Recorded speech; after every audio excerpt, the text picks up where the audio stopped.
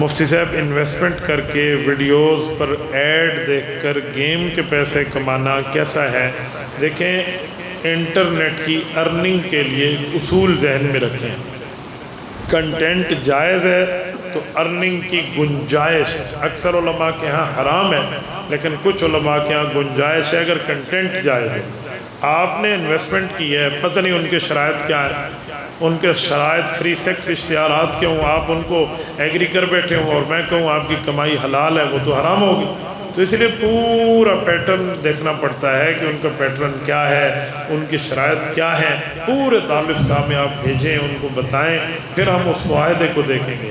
معاہدے کے بعد جو آپ گیم چلا رہے ہیں وہ گیم کیا ہے، اس گیم کا پیٹرن کیا ہے وہ آپ بتائیں، اس گیم میں کیا جائز ہے کیا ناجائز ہے۔